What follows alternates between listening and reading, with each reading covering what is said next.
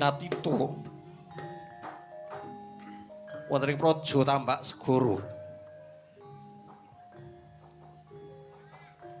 Hangrantu Risang Patih Wirambana Dewa kumandhang wonten ing Dirgantara gandrung-gandrung kawuryane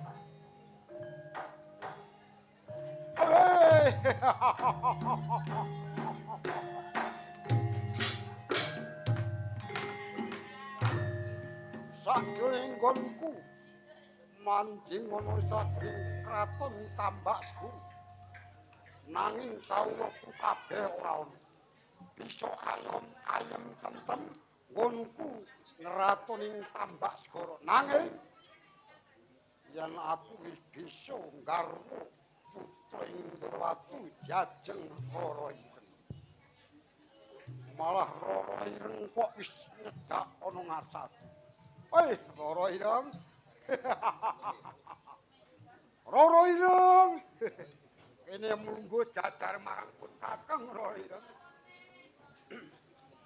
atiku banjur kaes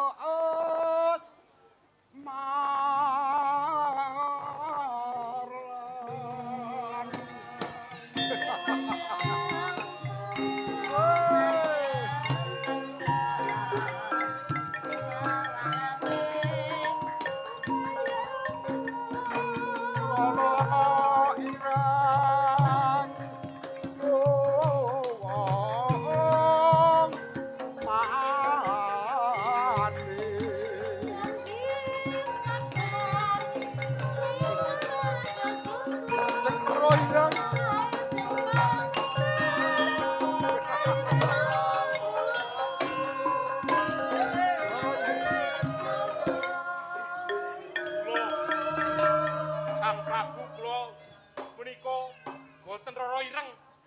Rara Ireng kene lungguh dasar putrane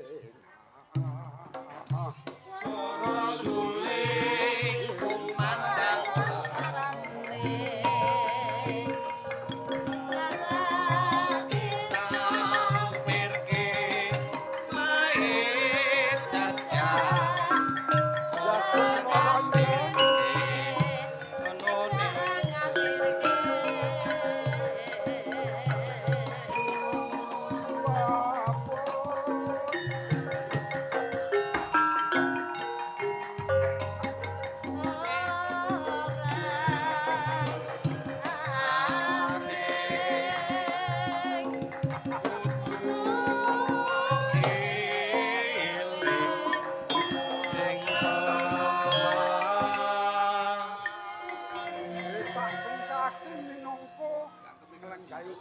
paring keprabon prameswaring Tambak Segara ya jajeng iya kene lungguh Kakang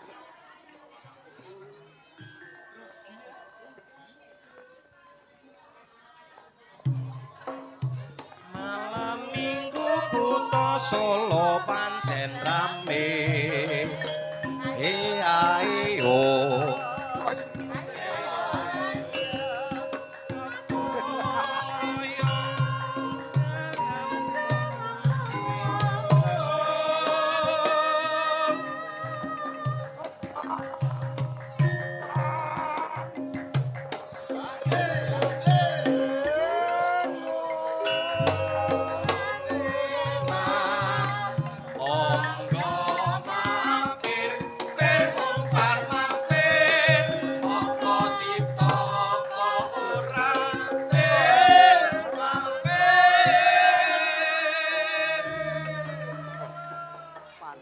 ayo minangka didampari prameswari ana ing Tambak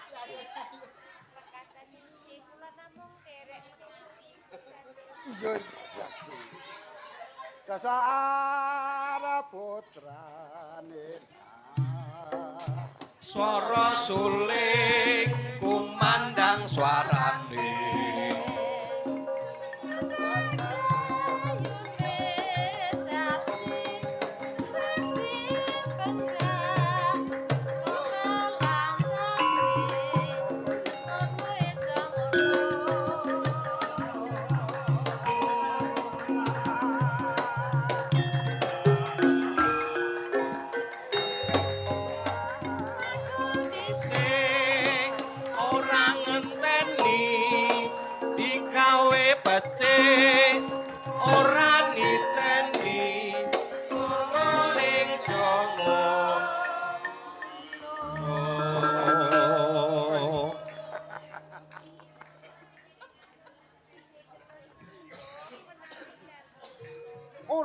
Ajeng.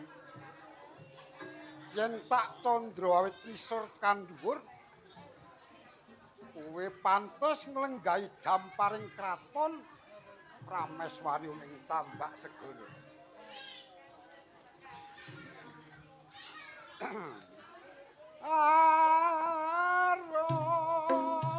Milih iki apa milih kae jo ngesuk-ngesuk jo mepet-mepet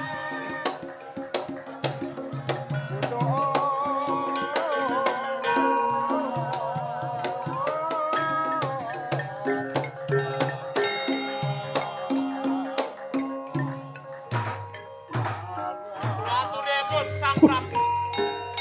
Lakalah Kula punika Sang Patih. Raka Baradewa. Wirabana Dewa.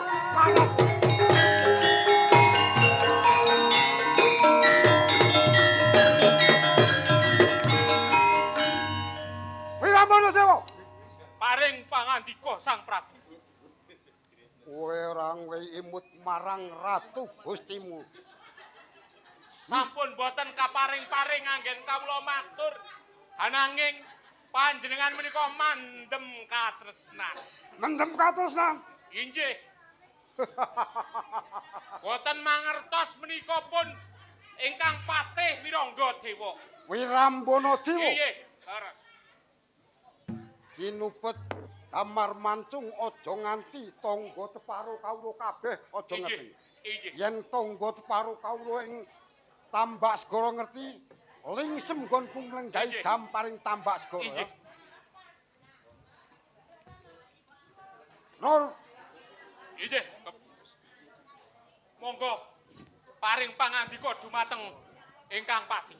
nalika semana aku utusan marang jeneng si tak supo nglamar ing Praja Ndrawati.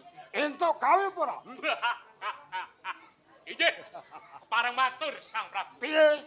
Nalika semanten kula dipun ngaturaken nawala wonten ngersanipun Sang Prabu Bathara Kresna wonten ing Praja Dwarawati. Sabanjure nawala iku wis Sampun kaleksanan. banjur Lajeng dipun waos menapa ingkang dados sedya panjenengan. aku nggone nglamar ing Inggih. Praja Ndrawati tampa. Sakjanipun dipun tampi. Kok sadanipun tampi piye karepmu, ha? Ananging wonten pawongan nek boten klentu menika Prabu Sencaki. Prabu Sentaki. Inggih. Nuwun wis. Inggih. Sentaki kok Prabu. Oh ya, anu menika. Senopati. Nah, nek Nggih, Senopati pantes. Senopati. Alit. Alit. Piyambakipun alit. Badhe wangsul paring wangsulan dumateng kula wonten ing alun-alun. Walah tiyangipun alit. Banjur dadi pasurayan Inggih. karep kowe. Kowe menang. Walah, Sencaki menika alit. Waduh. Kula dipun tamani astanipun. Banjur Kok kemliyeng. Mabuk kula. Dados pasulayan kula kula pawon. kowe kalah. Walah, Trohon kowe. inggih, Parat setan. boten kawon nanging kula mundur. Gagamu gagah wetengmu padha miji kamu. Inggih, mila leres. Kalah mengkarsake. Amargi dipun malihakaken dumateng panjenengan dalem. Saged mentek-mentek sedaya kula menika. Wis ngene. Inggih, kepripun? Rene kowe kalah. Inggih, Aku sing bakal mlebu taman Ning Ndrawati. inggih, Lajeng roring tak colong, Pak. inggih, kula derekaken monggo.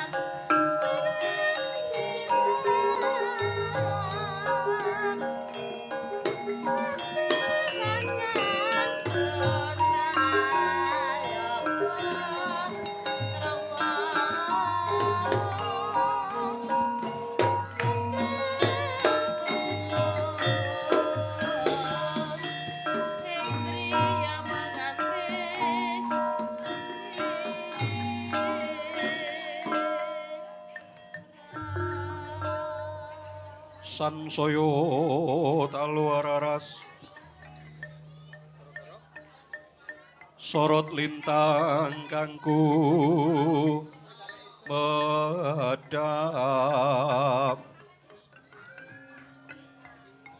piti sonya madya ratri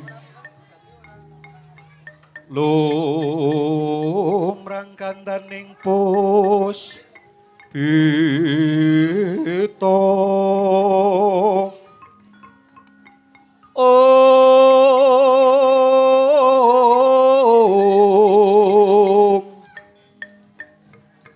karenggan udyan nira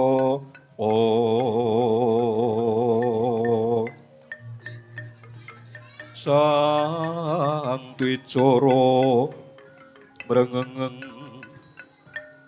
lir swaraning madu branta manungsung sarinding kembang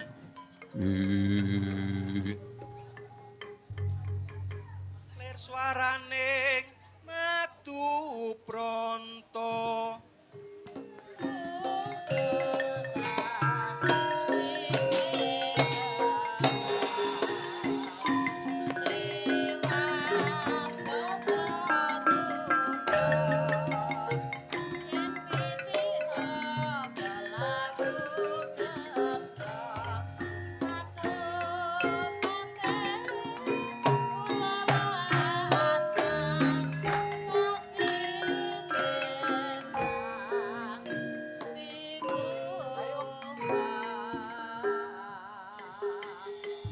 wauda wonten ing pasewakan agung negari Dwarawati ingkang badhe hanggayuh wahyu purba sejati wonten ing astana Gadamadana yen to Cinandra saking Mandrawa tejane Risang Prabu Bathara Kresna tansah sumunar cahyanipun samenika wonten ing ora-ora amba kadya teja ingkang kumalangan handadosna gara-gara Sukra Mangkara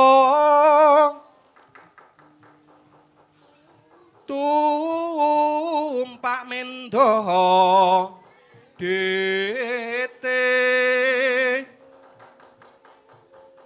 dete kaloba sumawar cita anggara rakata putra Maesaraswati mintuna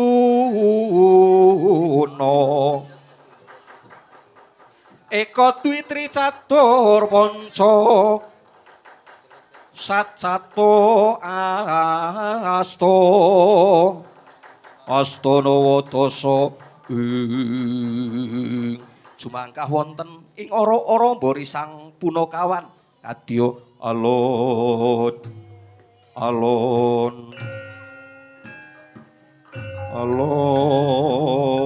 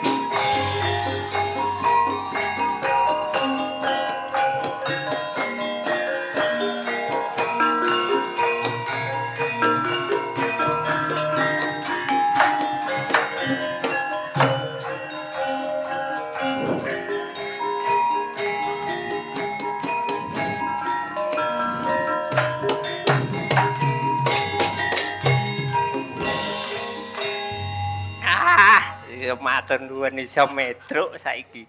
Wis tak impi-impi. Awit jaman nang timur.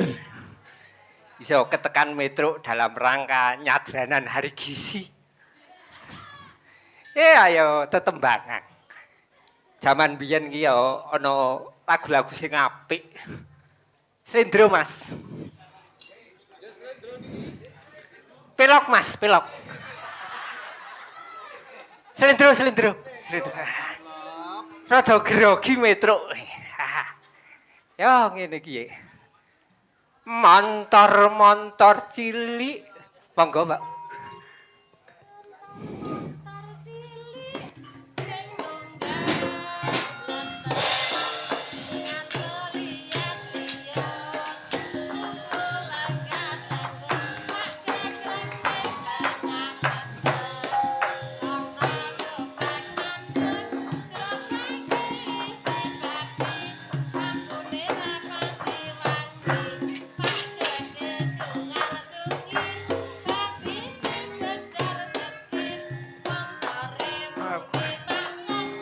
Pabine sengkar sengkuk kok grok. Kok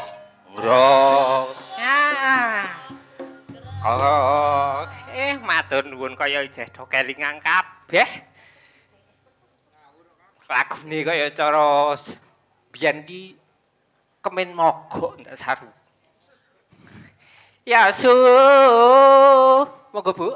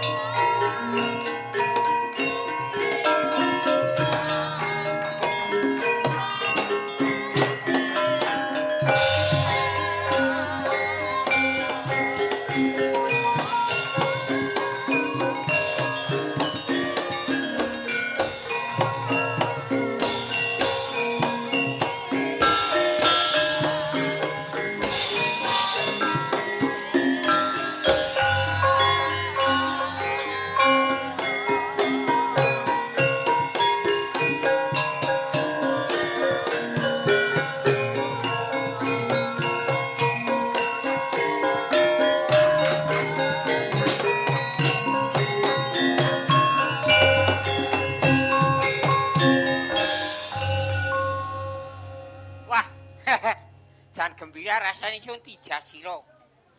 Awit nganu kabeh diparingi slamet. Kula tumut dingah lan seneng. Jararan tumpuk kabejan. Wah. Ayo ki ya pancen ya kudu ya sithik ya. Gawa tembang anune. Tembange ya kate-kate dipanah. Ayo.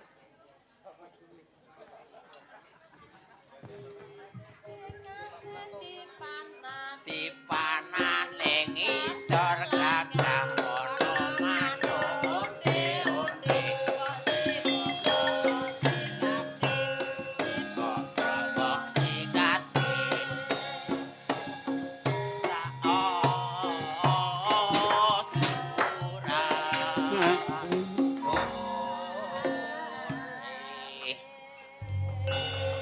sepele nek tembangin ming kate-kate dipanah ni mengku teges kate-kate iki tegese tekati karek utang temen manteng manake manah rezeki ning yo kliru nek manah rezeki mandang nandur pari entek iki tikus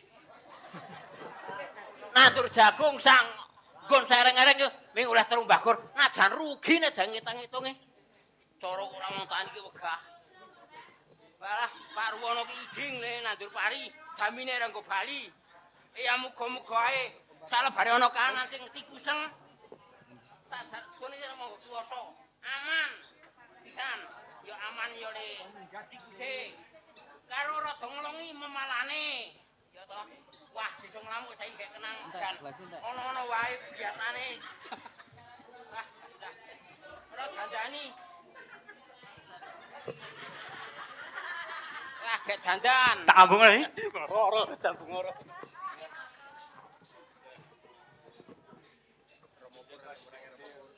Wong nasib ono-ono wae.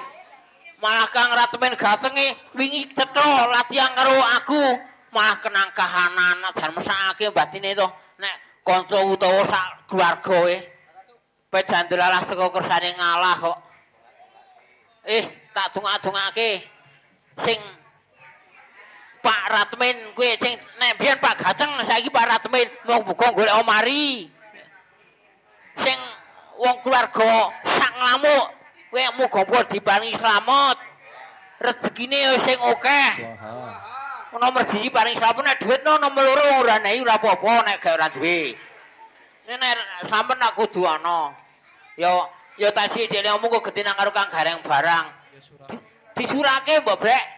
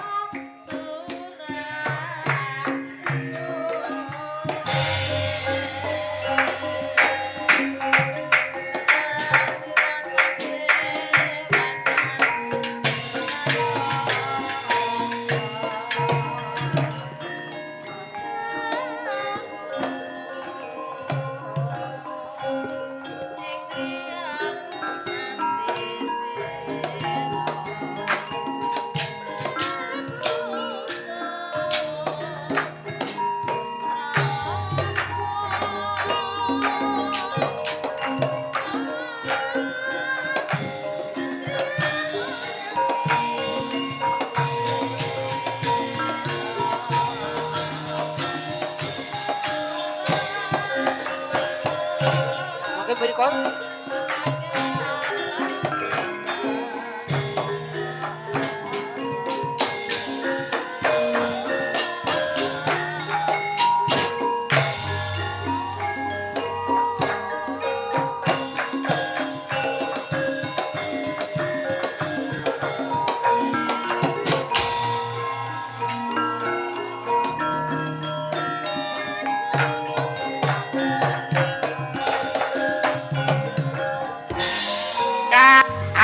Seneng tenan. Ing sore iki tumiba ana ing dusun Nglamuk sak Kukuban kanthi diladeni para kanca-kanca kabeh. Wah, wangi megap-megap ya, Pak. Wah. Ora apa wis tuwa, sapa ning arene tuwa? Tuwa ki metune nyawa, diwet-wet. Matur nuwun. Saka kanugrahaning Gusti Kang Maha Agung, aku mangkat saka omah wis udan dres teko tak terjang. Wancen witekno tanggung jawab ki abot sanggane. Ning delalah tekan kene. Isih udan. Ndur sawetara paringi terang mulai kegiatan dimulai wis padha terang ketemu kabeh para warga masyarakat Nglamuk kene do ginanjar kawilujengan bagas waras. Sak perangan krungu ngudarasane si Bagong mau akeh gek ketaman kanugrahan dusun Nglamuk, muga-muga sing paringi ganjaran saka ngersaning Gusti kanthi pengetan srada ing dina mau Gusti Kang Maha Agung utaminipun ingkang mbaun resa bubak cithak dusun Nglamuk tansah maringana kanugrahan kaberkahan saengga sedaya ingkang nembe nandhang sesakit muga njaluk mantun ingkang rezekinipun rada sret nggih paringi lancar gangsar ingkang nenanem paringi mergi merga gampang dadi bisa panen ingkang nandur tuwuh bisa didol payu larang kena nggo meriahan maneh. Ya wis arep tuwa ki pancen ya melu kawogan. Ayo kepiye meneh kudune nyendikani dawuh para pendhuwur pangarsa sedaya ngaturaken sugeng sonten sugeng ngamriksani ngantos ing paripurna ing injing lagi ngaten. Awis seneng-senenge seneng ayo kabeh wis tak dongakake muga-muga para kanca ya paringi do sehat kabeh.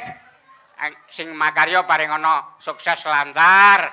Ya kapanrane wong ketemuni kakekne ya nek do ngene iki kadang kala mangsane nang dalan ketemu ki nek padha slamete ki wis seneng ora kudu mara pinara utawa marak sowan. Mugi-mugi daya tansah paring ana rahayu-rahayu. Mengeti saking menika kula ngaturaken agunging panuwun. Saiki saya suwe saya wewangunane kabagyakane masyarakat kene berkembang pesat dari dulu 10 tahun yang lalu munggah ning 15 tahun yang lalu wis perkembangannya selalu pesat, sangat pesat. Luwih berkembang, luwih becik tinimbang jaman samono. Muga-muga menika dados amal-amal kebaikan lan dikanugrahi dening Gusti Kang Maha Agung mangke saged paring lelintu kanugrahan lewat rezeki panjenengan piyambak-piyambak. Nggih. Kula tak ninding tetembangan mau tetembangan sing kena gawe contoh patuladane kabeh masyarakat utawa kawula. Kaelo. Pas napa mboten niki wah.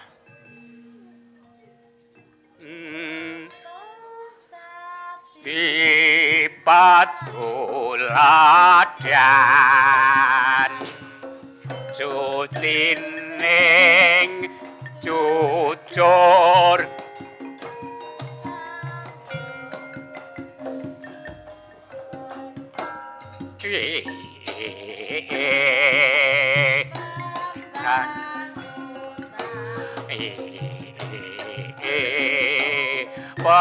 pembangunan dagang pura tani ora kang awula ngenena satu Indonesia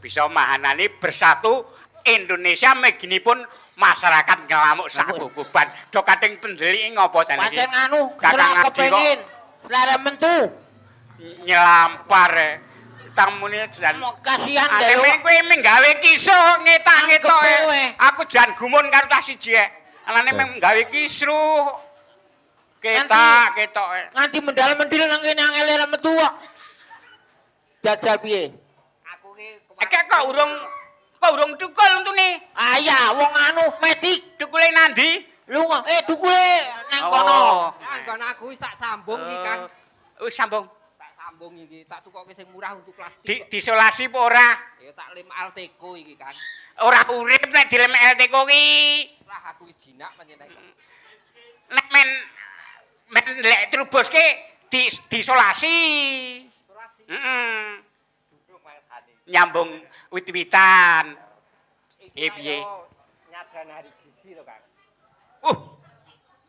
iya pancen bergizi aku percaya nek sing nang jero tenong ki bergizi kabeh kabeh wani gawe Gusti dadi raga iki yo men leluhur diparingi bagus iya pancen ndongake pengetan seradake ulang tahun cocorane iki memenget karo para leluhur simbah bapak biyen sing wis ana kabeh perjuangke awake dhewe iki ben ayem tentrem men oleh panggonan sing becik nang kanane iya Kang Jenang tak perjeng-perjeng kok tak kon gawe ngirit iki nyadran iki ya kudune ngirit sing penting kabeh kecukupan iki mbok kuwi tak ngirit mbok ngono heeh tak balke sapi mingat wah kowe pompengan ya sing tunggali sing akeh tak genyar utang BRI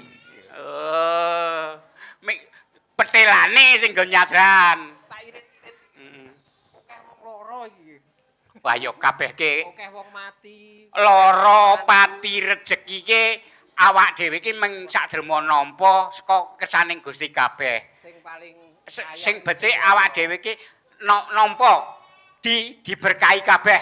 Kabeh mesti ana imbalane. Ana wong nang donya kan Ana ming loro. loro to. Ana susah, ana seneng. Seneng. Ana mati, ana urip. Urip. Ana Awan, awan, ana ana bengi. bengi. Ana esuk, ana sore. Yo, Ya watake manungsa ki ya ming kudu sanompo kuwi. Ning dilaksanani. paling ora diikhtiar nek wong ketaman lara ki diobatke kaya ngono kuwi. Nek masalah pati ki awak dhewe kan wong urip kan sing dipikir ki engko nek mati. Wong kowe ki ya do ngadang pati liwangi coreng-coreng ngono kuwi. ngadang. Ming sing dipanggil kapan. Ora ngerti ngono Kang. Ya. Ora kena semoyo ngono Ora lho. kena. Yakin kena semoyo. Tapi tibane Hah? oke. Ning wong ngono ki rahasia ilahi. Heeh.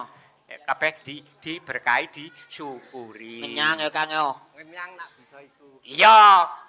Ning ora ditawake kok adinyang piye ta? Durung. Durung iki kabeh bangsane padha ngalami kabeh. Lara mati. Manten kuwi kabeh mati. Kabeh ngalami. Kuwi lara wong. Ya sadurunge kabeh ki do aja lali manembahe marang Gusti ben Awas, dik ndoro. ngapura kabeh Gusti. Ayo awas. Ayo ben ini rada suwi-suwi. Wah. Minggir, minggir. Minggir, kedujang bakur gereh. Sang rumaksa arum Baik. Kadang anu Sang Awak rumaksa dhewe kan arum ngajeng Ndoro Arjuna mau. Teni. Sak tekane. Ya. Prabowo Cahya Risang Permadi ingkang mijil wonten ing Tegal terang bulan.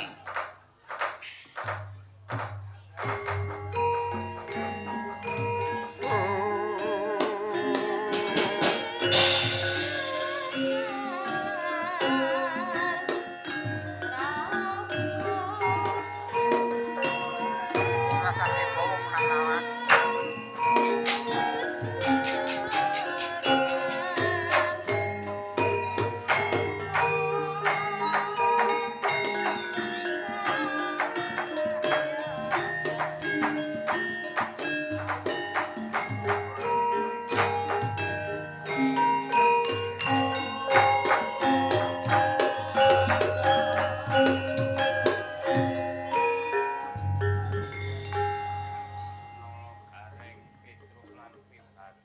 Nggih wonten Wis dawuh. kula dawuh.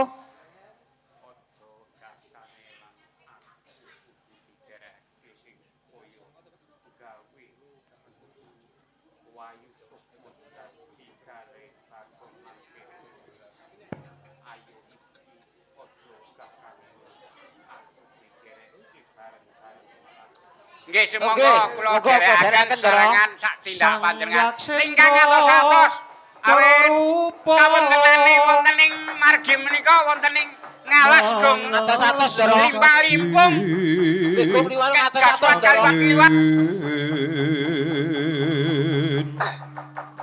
Pangsempal kaprabal selo selo kaplesan soto lumayu mangungsi kakiat kakudo kang hanjoko-joko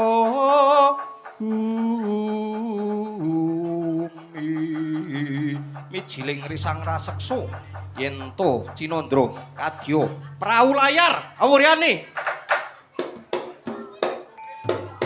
Dong.